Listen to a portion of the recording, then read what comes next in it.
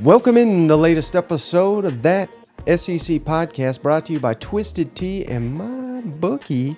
I'm your host, Michael Bratton. I go by SEC Mike on Twitter, and I'm joined, as always, by my cousin Shane, who's sitting right there. And he goes by Big Orange Vols on Twitter. What's up, yo, TSC Homer? Hey, babe, what's going on? Oh man, this is surreal, isn't it? This is our first time doing it in this studio.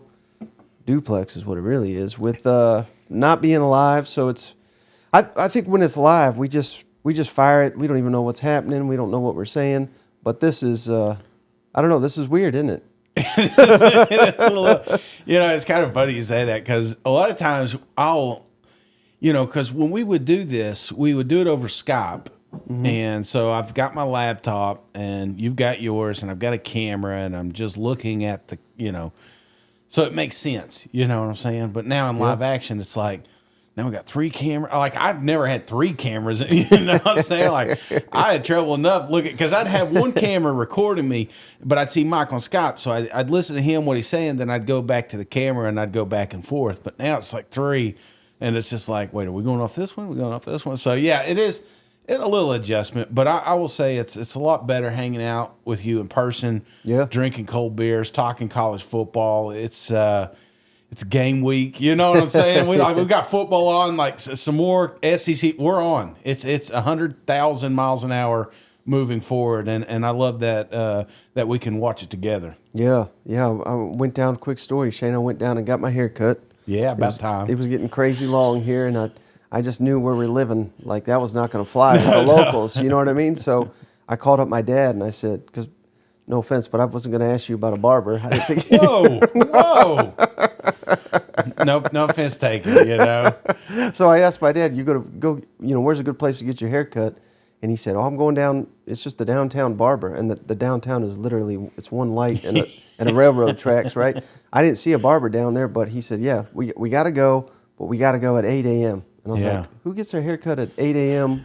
But he's like, oh, trust me, the line starts at 7:30. We get in there, we didn't get touched till about 9:30. There's just one guy. Yeah. It's him and his dog. And seriously, it's a bunch of old men come in there. That's it. And they just talk and shop at the barber shop. But I think sometimes these big cities, you lose that. Growing up, we had one. My papa would take me and my brother down, and I had hair back then, so I'd get a flat top, which is kind of crazy. Growing up, I mean, that's what we grew up. Papa was military and stuff, and it's like, man, but if I knew my hair had an expiration date, maybe there would have been one summer I would have attempted to grow it out or something. But going in there, I remember these old farts just talking about mainly high school football. Ball, Yeah. It's kind of funny how football and barber shops kind of go hand in hand. Mm-hmm. Of course, you got to squeeze in some local politics and, the bullshit the president's up to and all that stuff, So there's a little bit of that, but, you miss that. And I'm glad that there's still some of that around. And, it's kind of funny. We've kind of created an online barbershop talking football, and with all the cousins out there chirping in and the YouTube comments and stuff. So it kind of feels like a digital version of that. But, yeah, welcome to a small town, Mike. Well, I'll tell you what, Shade, I don't know about you, but it was pretty neat. I have to open the show with this because this was so great. But Shane was featured for the first time in a Missouri, any kind of hype video, but a Missouri season opener football highlight video. Let's cut it over to this.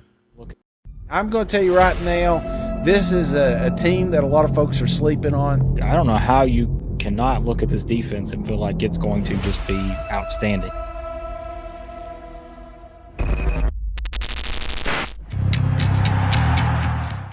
All right, man. So how great was that? What was the emotions like? I feel like I'm sitting next to Josh Pate, man. You and Josh Pate are the only ones I know that get this kind of treatment. I'm telling you, nobody makes you want to run through a brick wall like this guy,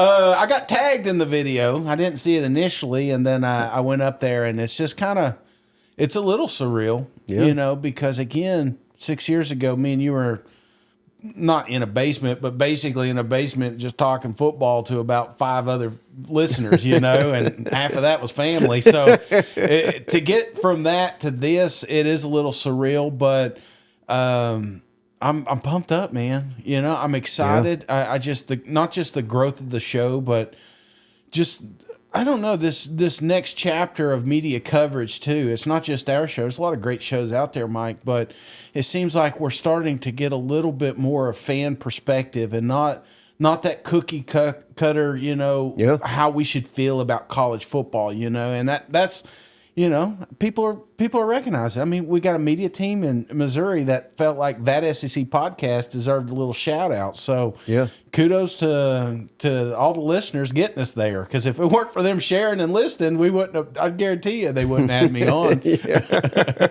Well, hey, they threw us some love, Shane. So let's throw it right back. There's 2 games on Thursday. Yes, Florida, Utah. Everyone's talking about. We'll get to that in just a second. But Mizzou hosting South Dakota in the season opener. And Drinking Company, they're still trying to figure out the quarterbacks, Brady Cook and Sam Horn. Mm-hmm. Who's it going to be? We may not get the full answer against South Dakota, but we'll certainly see if it's too big for one of them. You know what I mean? So I'm pretty fired up to see this offense specifically, because we know the defense is going to be locked down against South Dakota. But anything in particular you're looking for from Sam Horn, Brady Cook, this offense? Just who wins. It's that simple. It feels like, and of course, we're going to get to the comments here in a second, but this is a competition. It came down to the wire, and it's like he made a point. It's not that one guy loses. It's not like Brady's losing the job. It's just that Sam is pushing him for that job. So, but what does it look like when the lights come on? You know what I'm saying? There's going to be a guy. There's going to be some sort of noticeable step one of these two take. And once they seize the reins, man, I don't think this is out of all the competitions, I guarantee this one may get settled by half, All right, yeah, so let's kick it over to these comments from old Eli, talking the competition and everything that's going into this first game against South Dakota. Yeah. Do you know the order and how that will be, or you guys still deciding? Yeah, and I know what play we're going to call them first, too, but I'm not going to tell you. So, I think look, I want to be as forthright of information as we can, but I'm never going to put our program in jeopardy or give away competitive advantages. So I've already said that multiple quarterbacks are going to play. How we do that and what we do there is going to be information that we'll give, and you can either buy a ticket and see it firsthand, or you can catch it on the X feed. But I'm not going to preview it early for anybody. It's called the art of suspense. We're trying to sell tickets, man. What is the coaching conversation like for the rest of the offense on how you execute with 2 different quarterbacks in the same game? Yeah, I mean, I don't think there's any difference when we play multiple players at multiple positions. I think the biggest thing is to allow our quarterbacks to play with a rhythm, so they're not feeling like after every play they could potentially be pulled, or after every series. So there's a plan in place to do that. They all have the game plan that they're going to execute. I think our offensive coordinator and offensive staff have done an excellent job with the plan and know what players are comfortable with and what opportunities we're going to give them. But, I don't think there's anybody that's really nervous, like, oh my gosh, with this quarterback's in, it's going to be this, or it's not like we're going to run the triple option or wing T with one quarterback and spread no huddle with the other one. So we're going to execute our offense, and whoever continually, I said this yesterday, somebody asked about this. The reality of it is no quarterback took themselves out of the race. Like, all of our guys played so consistent and were smart, disciplined decision makers, and multiple guys were offensive player of the day because throwing multiple touchdowns and doing the things that we asked them to be a quarterback. So it's not like I could sit there and say, well, I like you more than the other one, so you're going to be our guy. It's like, okay, well, we'll carry on the competition, and whoever defines it in the game when they're live is going to give themselves the best opportunity to continue to be our starting quarterback. So not nervous about it in any sort of way. I think everybody in the media is, and obviously fans may be perceive it as one or the other, but I think for us and our team, this is the right plan of attack for us. Hey, there's one thing that I kind of wanted to piggyback off this, Shane, because I know everybody focuses on the quarterbacks for good reason, but they have to find running back too. Yeah. And is that more difficult when you're trying to figure out who your quarterback is? You know, it'd be one thing if you had this elite running attack and you could just kind of lean on it. They're trying to figure out the quarterback position. They're trying to figure out, you know, who's going to be their best running backs going into SEC play. Does it complicate matters at all that they're doing kind of both at the same time? No, I don't think so. Obviously, the quarterback is what's going to naturally drive this team. You know, if they are going to be contenders, like I think they can be, you know, they're going to only go as far as Sam or Brady takes them. You know, the running backs, those come and go. Yeah. The linemen, they're going to come and go.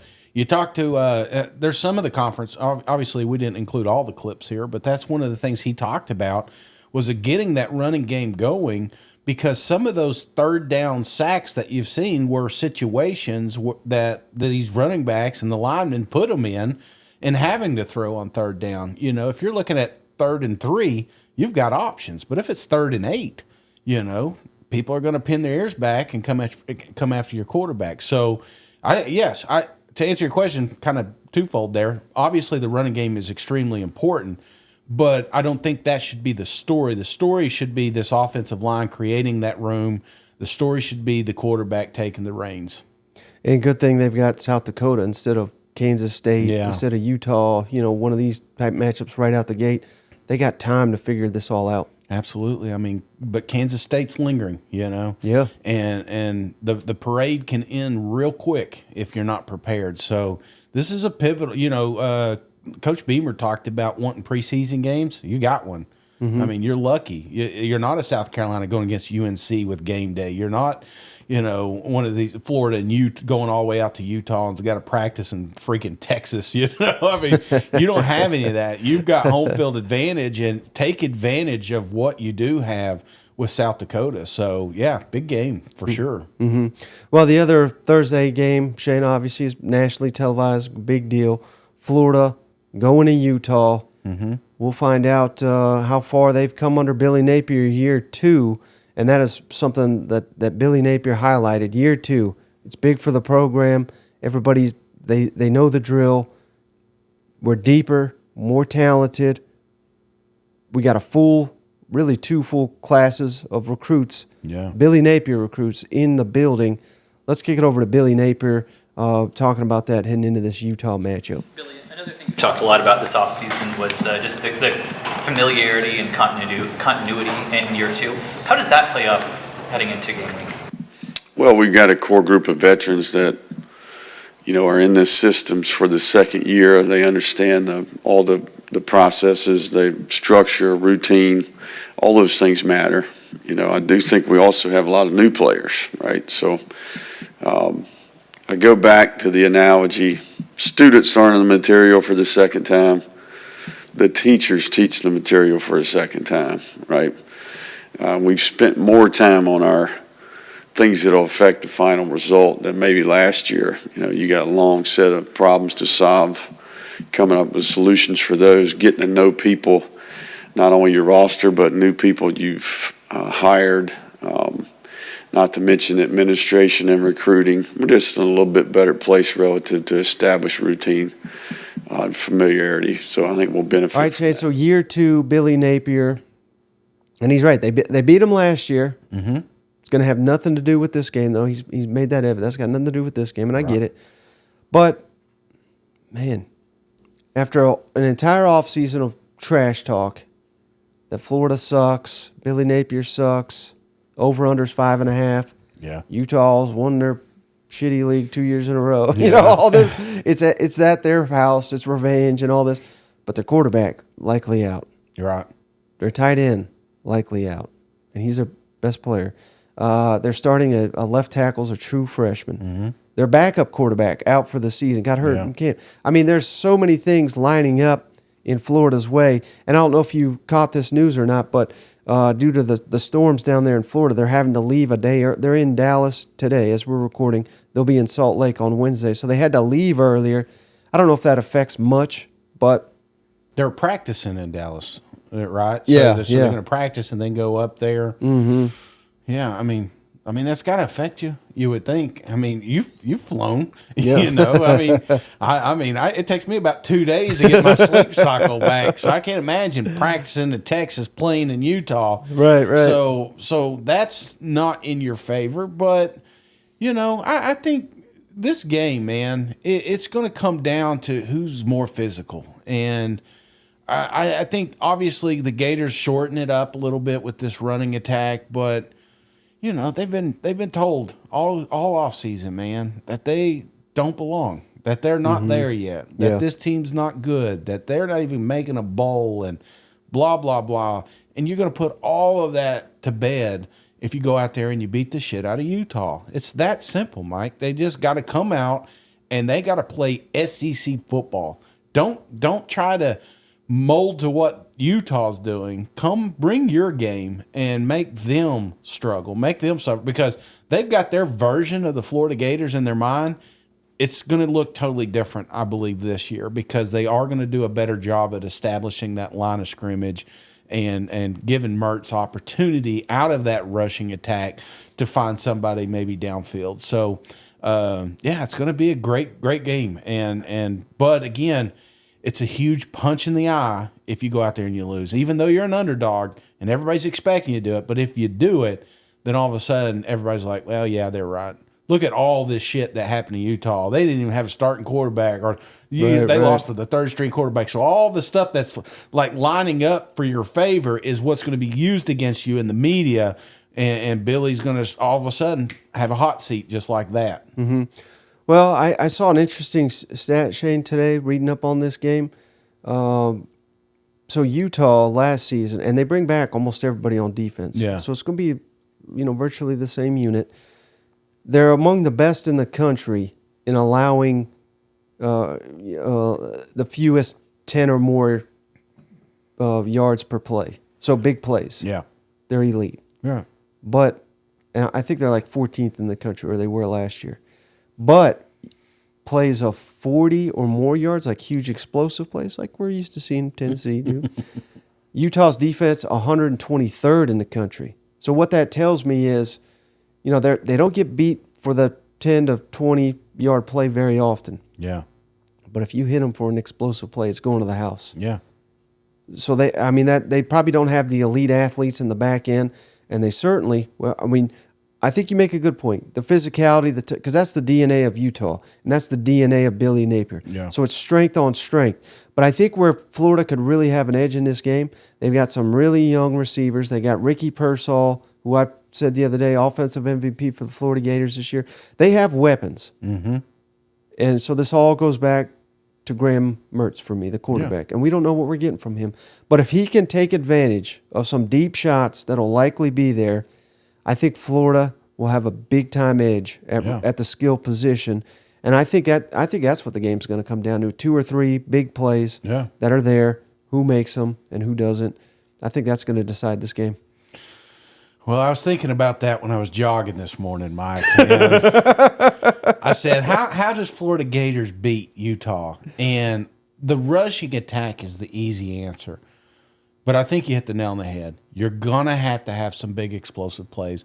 But you can do that if you start drawing more helmets in the box. The more people I start loading that box up to give an opportunity to stop the run, that's more opportunities on the outside to make a play deep. So you're going to have some, and if they don't get that, they'll lose. But if they do, they're going to beat them. So the picks are tomorrow, so I'm not tipping my hat. All right, how about LSU, Shane? Same kind of deal. Brian Kelly in year 2 at LSU. And I didn't realize this, Shane. I went back and looked this morning. I'm living in this duplex. I got nothing but time to do research and things of that nature. I forgot this, but I bet you did too. So LSU lost to Florida State in the opener. Yeah. But Florida State played week 0. So they had an extra game to prepare. And this was Brian Kelly's first game ever. Yeah. And they looked horrible for 3 quarters, and they caught fire at the end. They nearly won it. They won't have that this year. This is year 2. This is an LSU team that knows what they're doing, knows their identity, bringing back a lot of star players. And I think I was also looking at, Shane, I'm hearing all this. Who did they play week 0? Do you remember? It was some cake stupid team right? like the Queenies or something. Yeah. I don't know what it was. But the point is, I think that's an advantage. You know, ironing out some things. But I went back. I'm seeing all this hype about Florida State. And I'm seeing, they beat, Syracuse. Yeah. They beat Boston College. They beat this garbage team, that garbage team. They beat Oklahoma in the bowl game. Oklahoma had a losing record. I think they should have lost to Florida. Florida had a losing record. I mean, they didn't beat anybody of count. Yeah. Yet people are anointing them as the ACC. Some people are anointing them as playoff. I think it's ridiculous, and I think they're going to get exposed on Sunday. Yeah, because they're all reading them clippings, man. This is LSU. And what'd you do? You beat them last year. So our team's better, so why do I think there's going to be a different result? Oh, yeah, and it's in Florida. And our fans are going to show up. And this is our national championship run. This is the season. And turn on any show outside the SEC, and you got Florida State in the top 4, So they're hearing all of that. Mike's a good coach. And I'm pretty sure he'll have the Seminoles ready to play.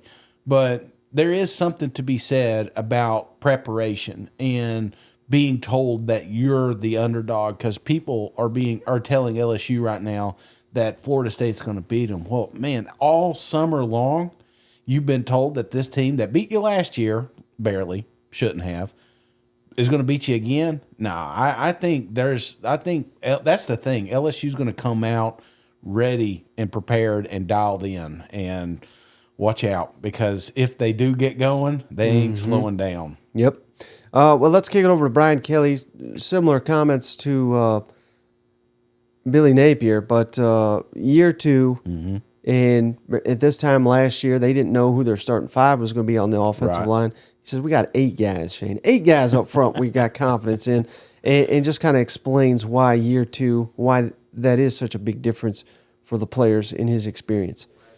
Oh, compared to last year, I think we were talking about who the 5 starters were today. Last year at this time, I'm not even sure if we took a poll in here. We probably came up with 5 different names. We're in such a different place than we were last year, and we should be. There's a reasonable expectation that, you should have made progress, from that standpoint. And it's a lot of it is we started 2 freshmen, and when you start 2 freshmen and you have them go through the battles, the ups and downs of it, it allows you some, foundational pins that now you can work around and start, plugging in the pieces, and we have. A big picture question for you. Now that we're officially starting year 2 here, I'm wondering if you see any similarities between this team in year 2 versus some of your other ones that you've had in years past.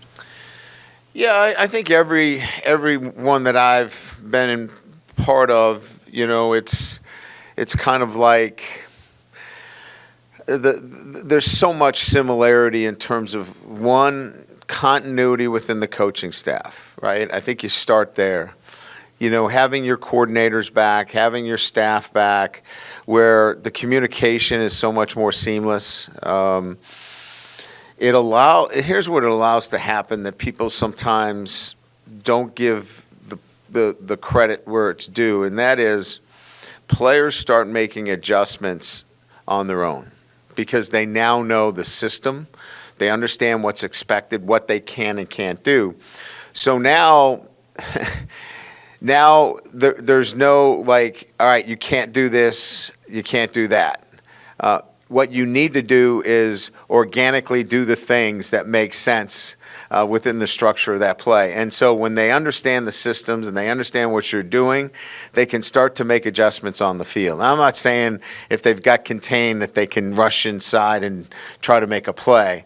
I'm saying that they have a lot more autonomy because they understand the systems. And so coaches now feel comfortable giving that up to their players. And we're starting to enter into that area, and that's kind of exciting. That happens in year 2. The other thing that happens in year 2 is you're starting to see a little bit of kind of a unconscious competence where the guys aren't thinking about it.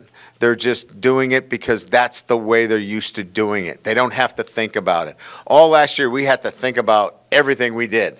from filling out their questionnaires on their phone every single day. They had to think about that every day, to where they were supposed to be at what time. It's now, they don't even think about it. They know where to be. And when you have that going on, those routines, those habits, that starts to develop within your program, again, a way of doing things.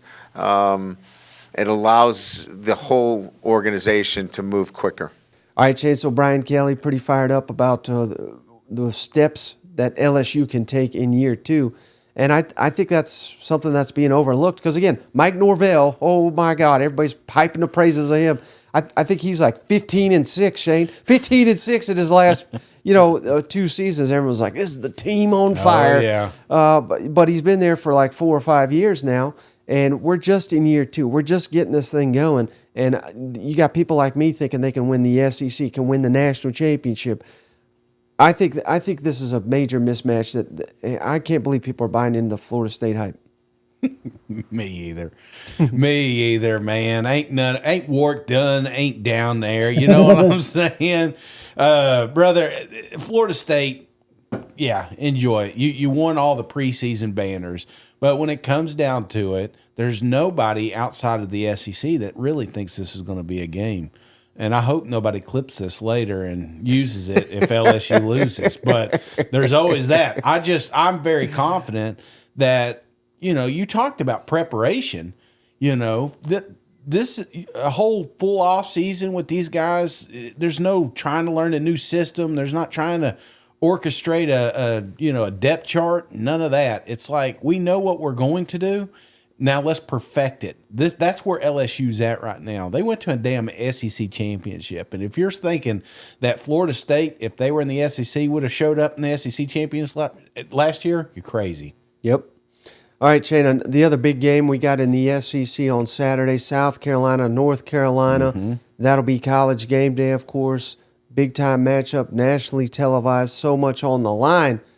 And Shane Beamer ain't having it. I'll always shoot you guys straight. Disappointed with the way we practiced today. We did not practice today like it was game week, which was disappointing. Thought there'd be a lot more urgency out there today, and it wasn't terrible, and it wasn't everyone, but we had too many groups, too many individuals that practiced today like everything was just going to be okay on Saturday night. Practice today like we just assumed that things are going to happen a certain way on Saturday night. And frankly, the way we practiced at a lot of positions today, we'll get our absolute butts kicked on Saturday night if we practice like we did today at some certain spots. So that's players and coaches.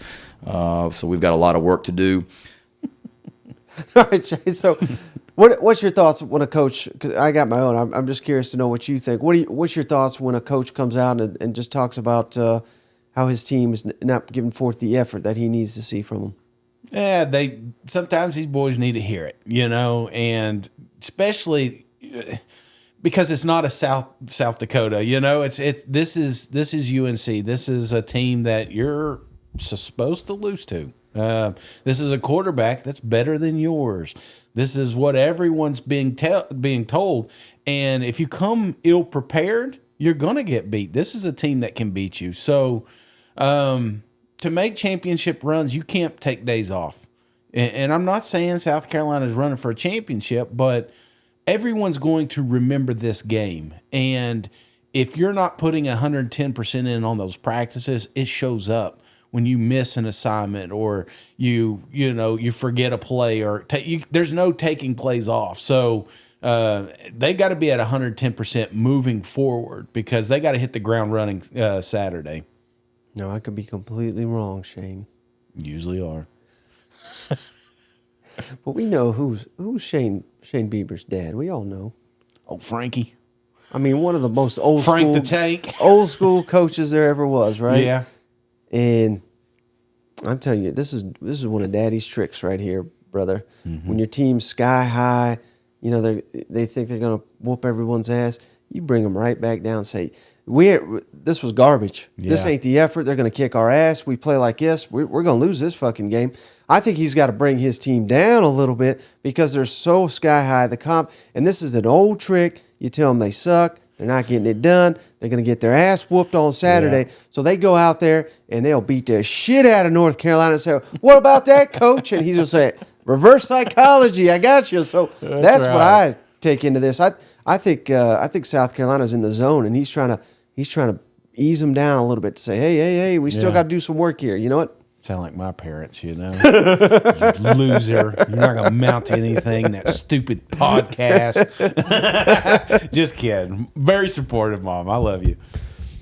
But one other comment here I love from Shane Beamer. This is another guy, DK Joyner. Mm-hmm. We talked about, he was the other one I put as another one that I put as an offensive MVP this season for the South Carolina Gamecocks. Let's kick it over to Beamer.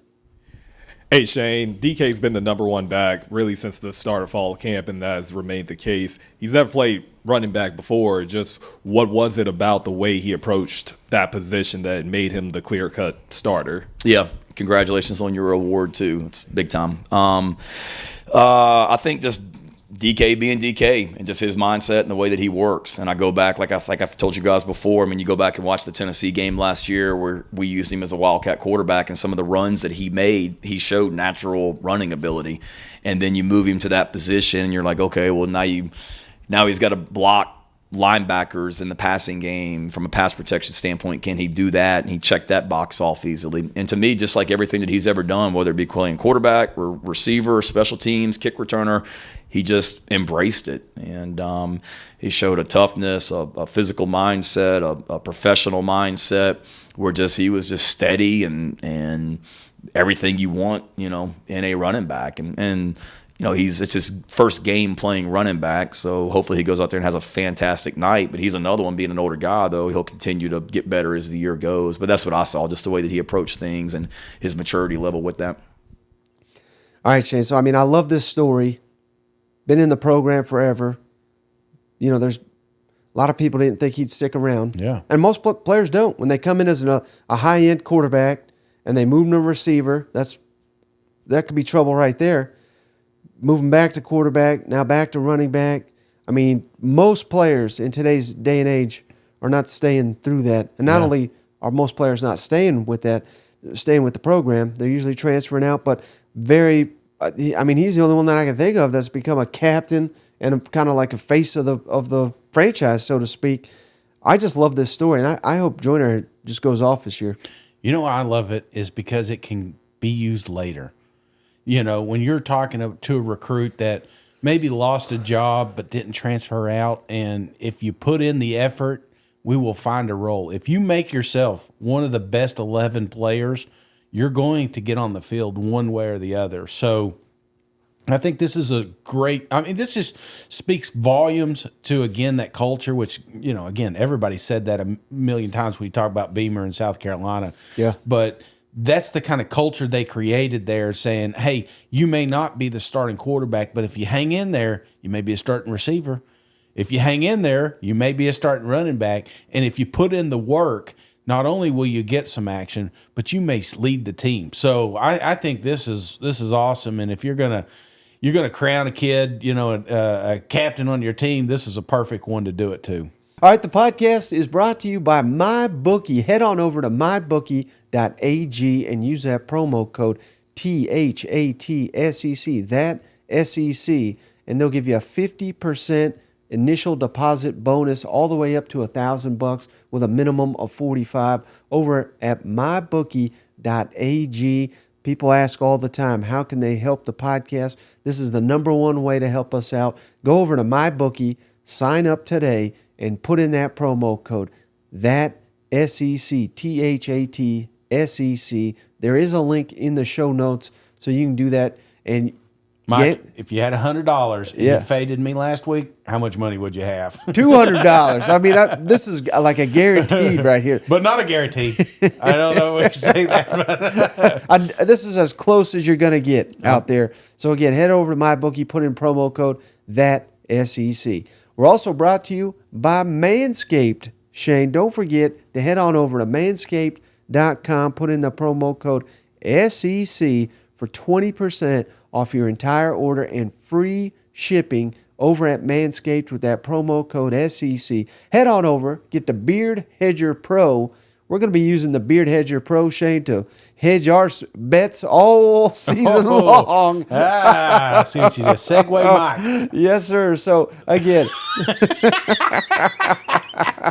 really appreciate Manscaped being partnered with the show for multiple seasons. So, again, head on over manscaped.com, promo code SEC, get you 20% off your entire order. We're also brought to you by Game Time Sidekicks, Shane. Head on over to Game Time Sidekicks, get you a tumbler. These are officially licensed NCAA tumblers, sippy cups, dog bowls. My dog's drinking out of one right now, if you can hear him in the background.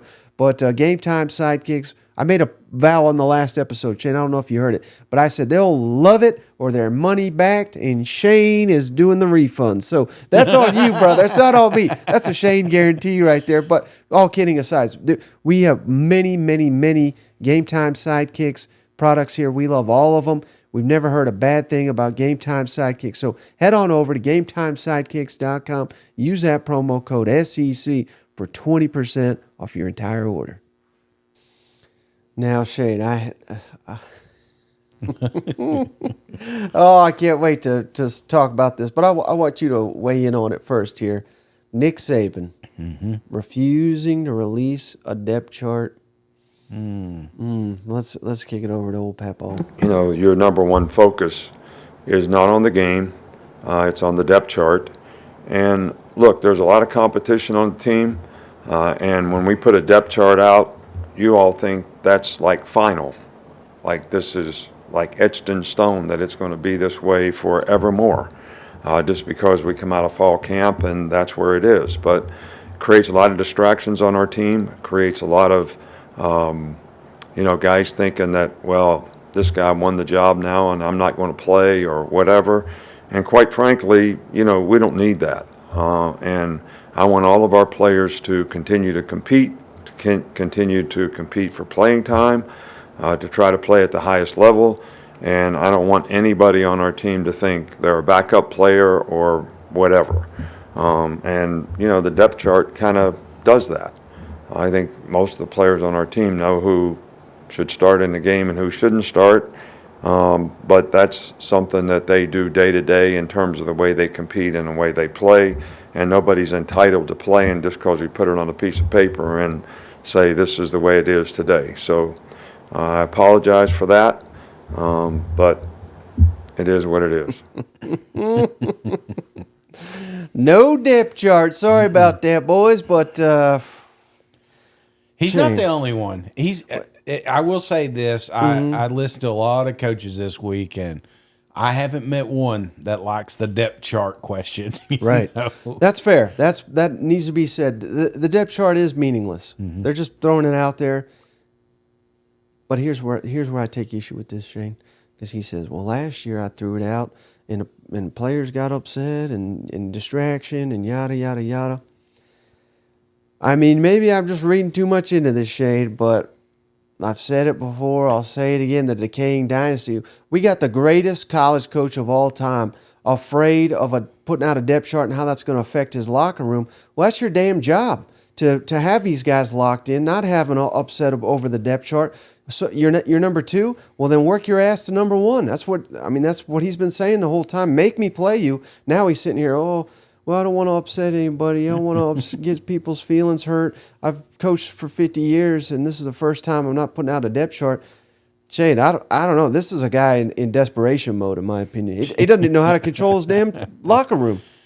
Oh, man. I will say this. I don't think – it's not all depth. It's probably one position in particular is what we want to know. And, when it boils down to it. So – yeah, they probably will have the infamous oars on there on the depth chart when it officially rolls out. But this is, I don't like this. I do like the assertiveness of Nick Saban. I like the I ain't afraid of nobody attitude. And I'm not saying that's the situation, but, 50 years ago, they didn't have the transfer portal. 50 years ago, they didn't have social media and like that. So obviously there is going to be a natural progression in how you talk to these kids, but Yeah, I mean, like I said earlier, he's not the first one to come out and shit on the depth chart. So, Right. But then again, it's the first time he's never done it. So that I'm not saying to Kane, that's Mike, but maybe he just doesn't want to give a competitive edge to them MTSU Blue Raiders. Well, he was asked, Shane, multiple quarterbacks. Is that even something that he's planning? No, sir. Given the situation at quarterback, do you enter this game expecting to use multiple quarterbacks, or is there a game plan just drawn up for whoever's the starter?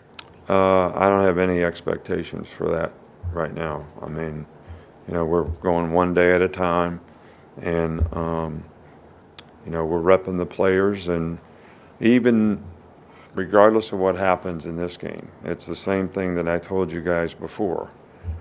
Just because whoever starts in the first game, that doesn't mean that you don't have to continue to compete and play throughout the season, because the competition doesn't end with the first game at any position, including quarterback.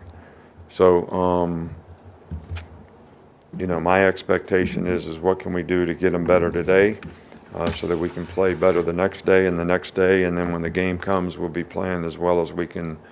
We need to be playing to create value for themselves as players, as well as our team to be able to have success. So you can see there, Shane. I mean, the quarterback conversation, that's a touchy subject down there in Tuscaloosa. Do you think it creeps up and he's like, get that shit out of my mind? Huh?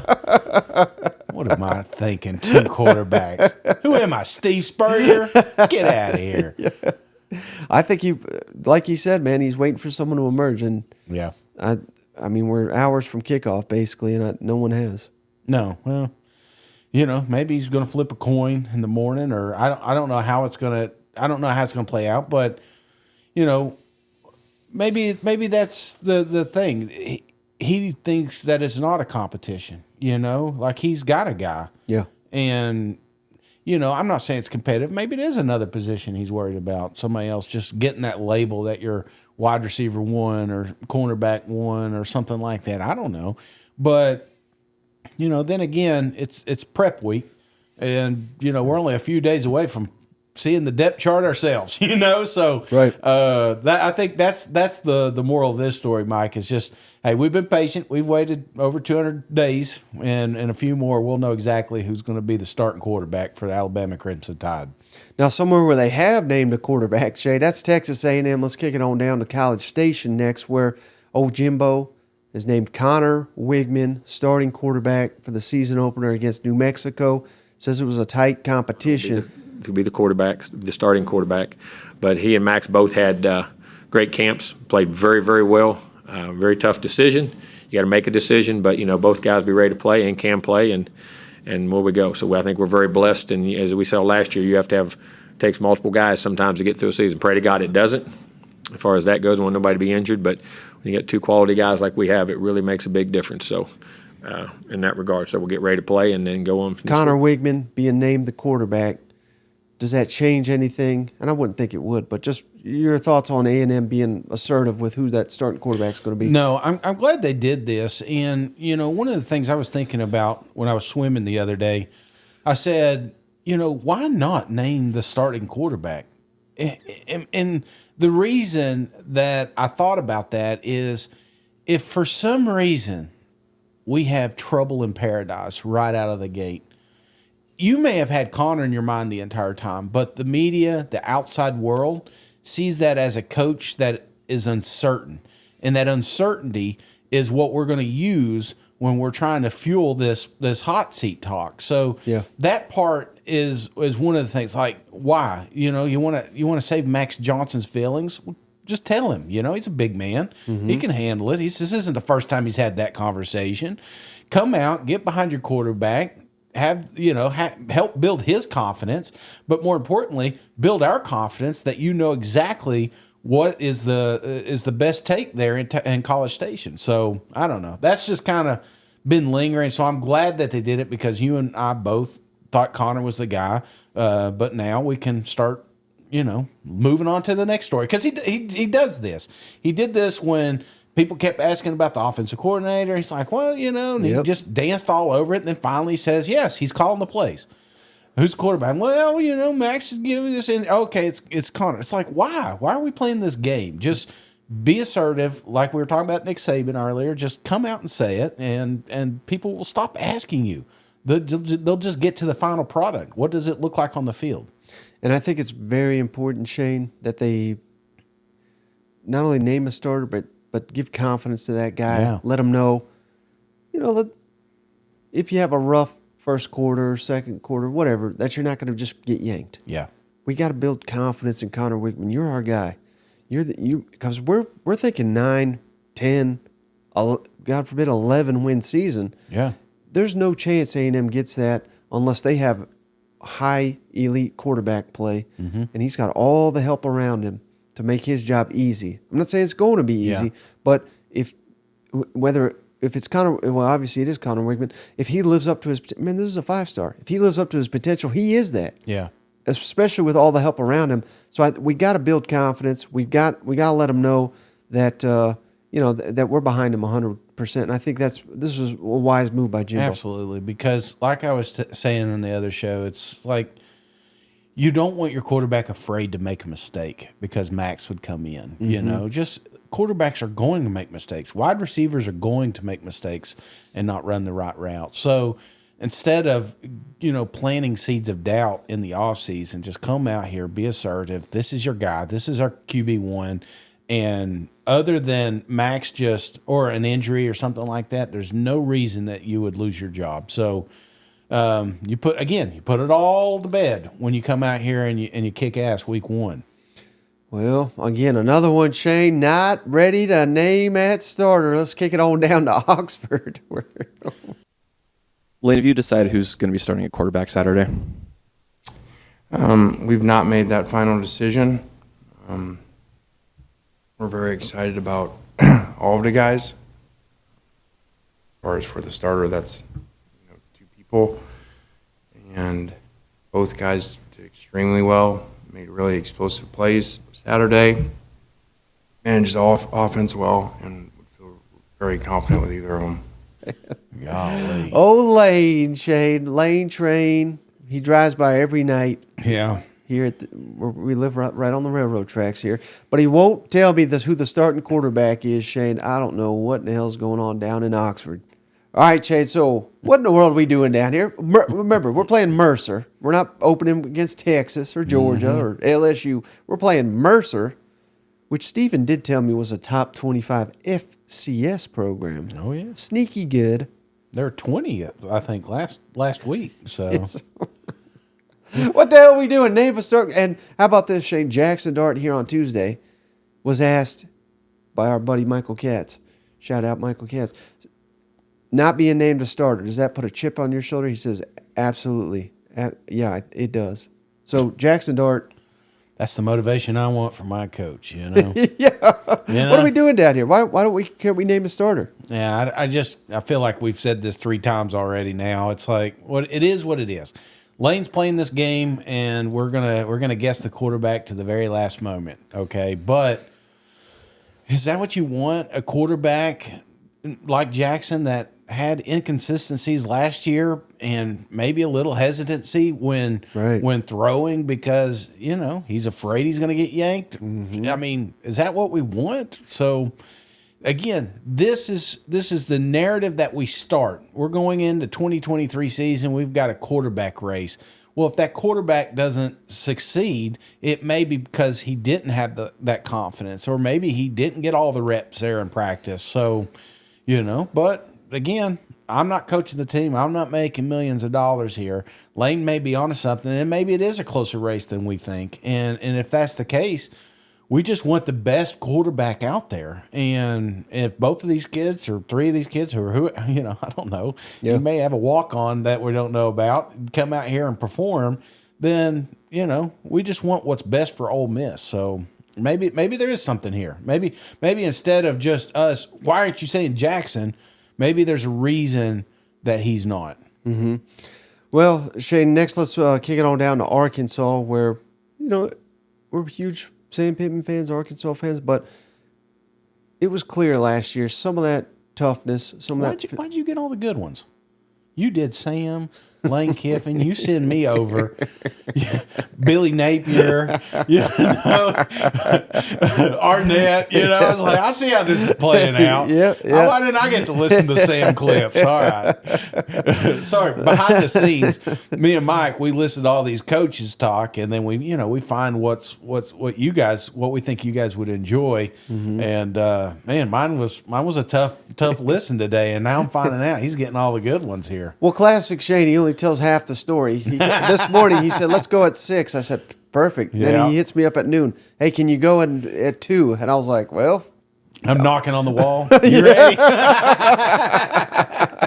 So, yeah, I did appreciate you doing that. But what I was saying, back to Arkansas, Shane, we lost some of that physicality, some of that toughness, that line of scrimmage play. And Sam Pittman was asked, personal goals for this season. I thought this was probably the best comments and most truthful comments a coach gave. That's all. Well, I want to play our best ball. There's some things that are concerning. It's how we played against non-logo schools. And I put us in that too whenever we start talking about the LSUs and the Alabamas and all that. We kind of, obviously we love the Razorback, but, the guys that, are in the top 10 every year in recruiting. So we haven't played well. We didn't play well against Missouri State last year, obviously Liberty. Even 2 years ago, Georgia Southern, I think they had us on the ropes out here until we woke up a little bit. Rice, not Georgia Southern necessarily, but Rice. So that's a concern. We've talked a lot about we're not playing opponents, we're trying to play our best ball. And we've got to get back to that physicality and playing our hearts out every week, whomever we play. Goal-wise, if we could do that, I think wins and losses will take care of itself, because I do think we have a talented team. All right, Shane. So, he hits the nail on the head. They didn't get it done week in, week out. Kind of played down the level of competition at times. And we saw that. He's right. Everybody looks at Liberty. I completely forgot about Missouri State. They could have lost that game if not for KJ Jefferson playing so well late in that game. But, this is why we like Sam Pittman, Shane, because he's being honest here and saying exactly what needs to get fixed. Yeah. Elite teams go out and do elite things even against the cupcake opponents, and obviously when you're looking at Arkansas' schedule and what they were doing last year, it wasn't just these games, Mike. There was a couple of them that came down the wire and they just weren't able to have the last score, Right. But you look back at that tape and you're like, this team, maybe it shouldn't have came down to that. If they would have been dialed in coming in, maybe they would have performed a little bit better. So, no, this is what you want to say. And it's that old cliche, it's 1 week at a time. Well, that's easy to say, but it's harder to get these players to buy. This is where leadership comes in, Mike. And it's not the coaches. I'm talking about somebody in that locker room reminding them of Liberty. Yeah. Somebody in that locker room reminding them of Missouri. It's like we got to come out and we got to do our thing. But the coaches aren't out there. They're not out on the field. It's got to come from within. So this is where people like KJ Jefferson, and that may be what that comment was for, was more of the team captains here. Well, one thing that was just so funny, Shane. So this opener, it's in Little Rock. They only play there once a year now. And, people get excited around there because it's their one game and all that. I get it. But they've had to kick it back from, it was supposed to start at 3. They moved it to noon because it's so damn hot out and humidity. And people are pissed off. They're like, hey, my tailgating got messed up, which I get it. I'd be mad too. Yeah. But they asked Sam Pittman about if he's worried about the tailgaters. He said, hey, worried about the damn tailgate? I'm trying to win a football game. I was like, thank you, Sam. Don't ask the head coach something about tailgating. You know what I mean? That's awesome.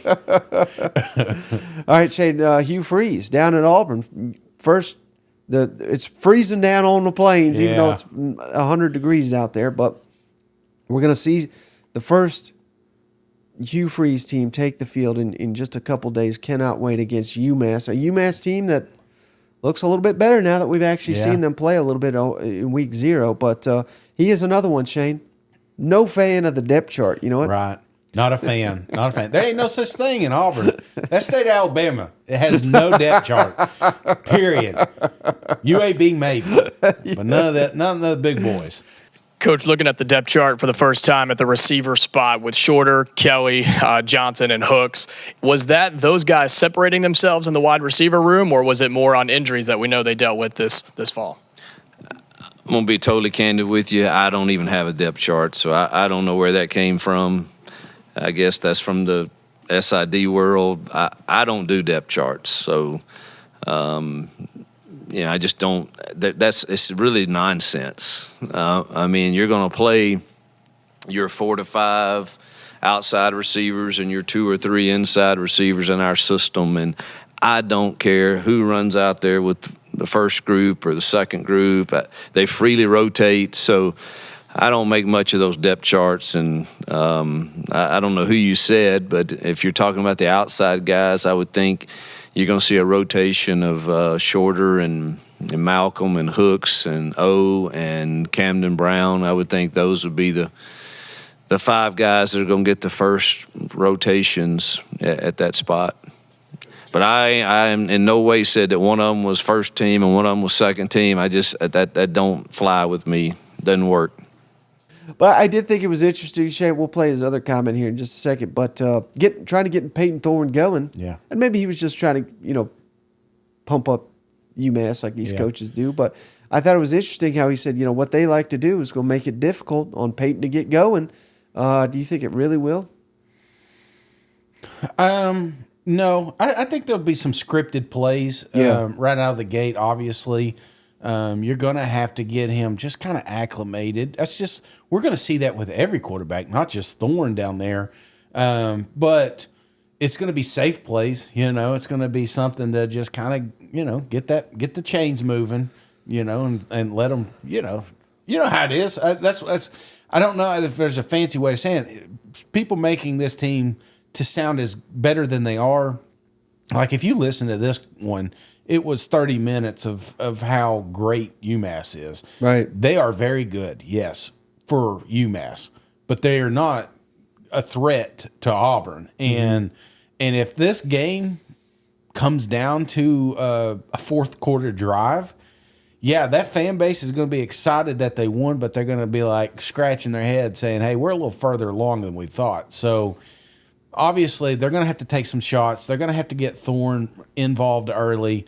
This running game going, people want to see points and they want to see action. You don't do that with little screen passes and 5-yard. We want to see some shots down the field, and I think we'll get some of that. And this just occurred to me, Shane, and this could be a terrible comparison, but I think it's legit. When Heupel got down to Tennessee, he inherited a guy by the name of Hendon Hooker. Yeah. And they brought in, their picked transfer, and it was Joe Milton. And Joe Milton, won over the fans, won the starting job. Much like Peyton Thorne and Hugh Freeze down here. He inherited Robbie Ashford. They competed. Thorne won it. And I'm not sitting here saying, Thorne's no good or anything, but we all pretend like we know what's going to happen. We got no damn clue, Shane. And what if Peyton Thorne does struggle? And what if, they have to bench him in the Cal game or something, and Robbie Ashford runs with it like Hendon Hooker did? I mean, we can't totally rule that out, can we? With a new coach, new coordinator, all the new players. And by all accounts, Robbie Ashford has responded incredibly well to his role in what this offense will be. So, Robbie can still win this job, Mike. Yeah, I think so. That's where I'm trying to get to. That's where we were scratching our head last year. Is there was clearly no development with him last season. It was like, hey, if it's not there, just run. If your first option's not there, run. I don't think that's going to be the case with Hugh Freeze. So again, you're talking about a kid that it's like that old, like if I go to a Nashville school when I was in 10th grade, they'd be like, this son of a bitch is reading at the 3rd grade level, It takes me a little while to start, picking up on them big old words. So I think that's the same case here. It's a little bit of a learning curve, but he will get it. He mentioned a little earlier he's banged up. So I don't know. That was my only fear. It's like, here we go, banged up, not playing. But he kind of said that he should be there, and he's going to get some action, man. And I just think with a new offensive line, Shane, I mean, it's so valuable to have a guy that can take off and make big plays with his legs. And Peyton Thorne has a little bit of that, but nowhere close to what Robbie Ashford can do, Yeah, well, but you don't want to create too much controversy. That's like, you want this. If this is Thorne, let it be his team. We just watched that documentary about Florida Gators, and so many people wanted Tim Tebow. Like, if he comes in here on a handful of drives and scores a touchdown, everybody's like, wait, that should be our guy, And then they're booing your starting quarterback if he throws a pick. So you got to be careful. It's delicate when you've got a true quarterback competition. Yeah. Well, speaking of Tennessee, that's where I wanted to go next, Shane. I don't have any clips. There was nothing really clip-worthy, but sounds like Cooper May's not going to play in the opener. Yeah. But Tennessee also catching a little bit of a break because Virginia's best defensive end, Chico Bennett, all-name team, he's out for this game. He had 7 sacks last year, one of the top pass rushers in the ACC. So both lines of scrimmage a little banged up heading into this matchup. But we just got word, Shane, that the game, which is in Nashville, Nissan Stadium, sold out. So you got to have, I mean, it ain't sold out because of Virginia. You know what I mean? So this is going to be a nice home field advantage for Tennessee. But, man, it'll be great to see the Vols take the field here in a couple days, won't it? It's going to be great, man. I'm pumped up. This is, you're already seeing like some hot takes floating around, and people are saying, watch out, Virginia. But Vol fans are going to load that place up. I hate that it's even in Nashville. That should be in Neyland. But I think SEC team's going to be there and everything like that. So it should be a fun fan experience, and it should be a wild game. So I'm definitely looking forward to it. How many? You don't have to give me a final score, but how many points will Tennessee score? Can you at least give me that? How many ballpark points do I think Tennessee like will over score? 40, over 50, over 60? Well, you got to watch the new clock situation. That's true. That's true. I would say like at least 55. Now the second half, I don't know. Well, speaking of high-flying offense, Shane, let's kick it all down to Kentucky. We got Liam Cohen back, of course. We got Devin Leary. We got Ray Davis. When we're loading up, we got all these receivers. We got to get this offensive line fixed, Shane. And if you listen to Mark Stoops, it sounds like that's exactly what they've done in this Liam Cohen offense, which has got some new wrinkles. We're seeing some of the guys on the depth chart and on the offensive line back to their comfortable positions. We've talked about it, but now that you're in the game week, excited to see them. How comfortable do you feel like they are in their spots and ready to improve on the O-line? I feel like we're improved. I think that's, you've heard us talk about that. I've talked about it many times. We needed to improve. We had to address certain areas. We have. You're correct. I mean, you see some guys getting back to their more comfortable position. In particular, Kenneth, playing guard and the experience that he has there, and Eli playing back at guard. Jagger playing center. He's been solid, but he's got to get some game reps under his belt now. And our tackles need to improve over last year, and I think they will. We've talked a lot about Marcus. He's been very, very solid. And then Cortland and Jeremy, are battling at the right and just need to see where that position goes. Both of them have a lot of talent. I think Jeremy has improved over a year ago, and certainly Cortland has that ability. We just need to see the consistency and see him dominate like I believe he can. We just got to take it into some games here and see how that goes. Mark, when Liam got here, he said he knows it's a different situation from when he first got here with no Wandale, no C-Rod, turnover in the O-line. He also said that, he's learned even more things in the NFL. Will fans be able to see differences in your offense? Do you think it'll look pretty much like it always has, or can you put your finger on it? I think you'll be able to see some difference. We all change and evolve and grow weekly and yearly, certainly. in this profession. I mean, you have to. So there's, whether it's the way you're presenting plays, the way, you're setting it up, whatever, I mean, you have to grow. And so there'll be certain things that you will see that you've seen before. And there'll be some new things as well. And a lot of times there's changes that y'all would have no clue that there's changes. You know what I mean? So it's how we target things, where we're going, what we're doing. You know what I mean? So there's a lot to it. All right, Shay. I mean, this is one that I'm really excited. I guess because you're a Manscaped bet there also, but no, I do want to see Kentucky come out and beat the shit out of Ball State. But I'm very fired up after us keep talking up Kentucky all this time. I want to see it in action. I'm tired of talking about it. Tired of talking about it. I want to see it myself. And, even though he was not in Kentucky, one of the things he was constantly studying NFLs.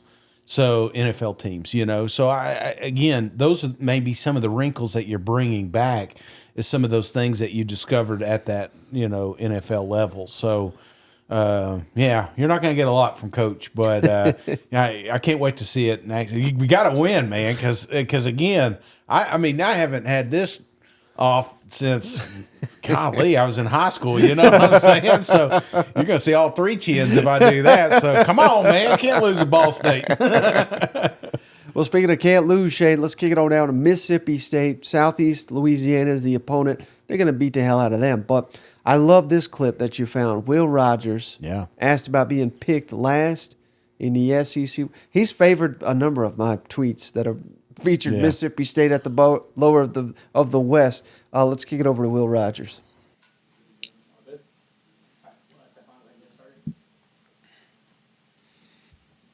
Well, obviously, you guys, entering game week here, but, throughout this offseason, have you guys as players talked at all about, State being picked to finish last in the West, and do you guys use that as motivation at all?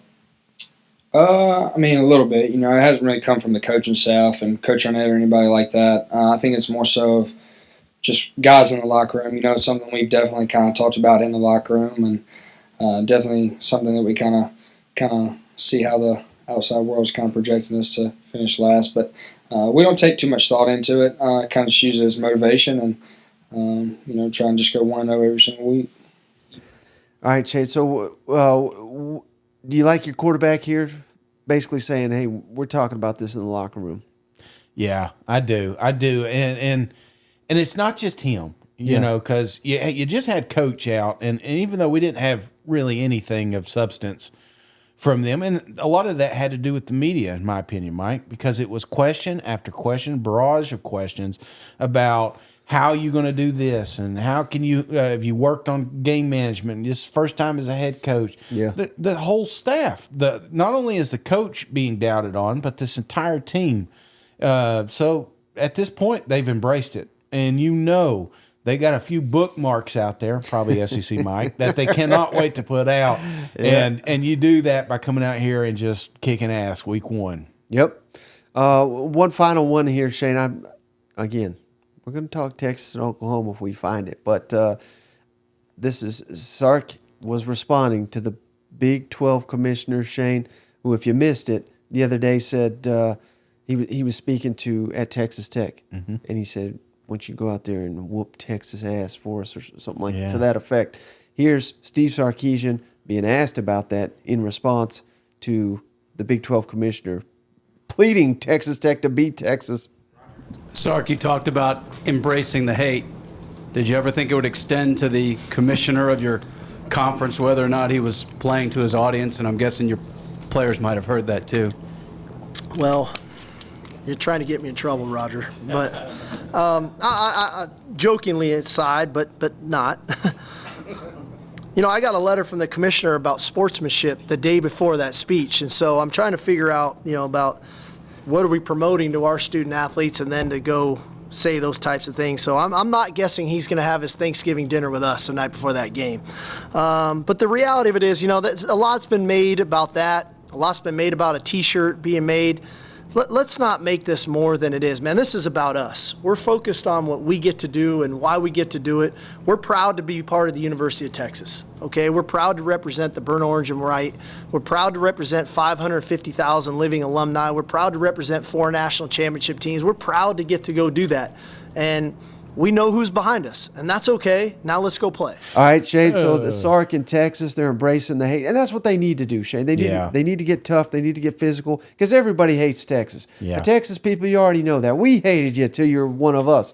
You know what I mean? Like, there's just something about Texas that you can't say chip on the shoulder because it's they believe they're up here, but you gotta physically go out there and do it. And you can't be finesse. Yeah. And I think that's kind of the message Sark's getting here, aside from the fact that the Big 12 commissioner seems to be having it out for Texas, you know?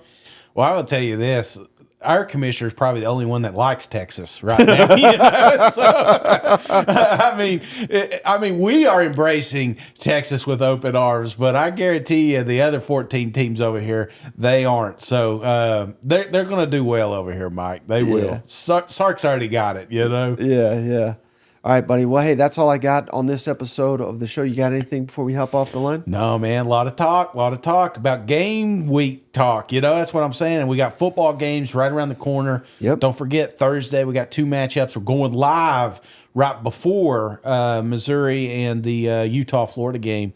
So that one's going to be a little bit weird, you know, especially for our audio listeners because and of course, if you're watching video, I've just looked at 5 cameras here. I don't even know which one's which, but we're going to be talking about that game. We're also going to be making our predictions and whatnot, but maybe even a little recap after the ball game. So stay tuned. Make sure you're on YouTube. Subscribe. Turn those notifications on. As soon as we go live, you'll be notified. You can get on there and hang out with us. Yes, sir. At the barbershop.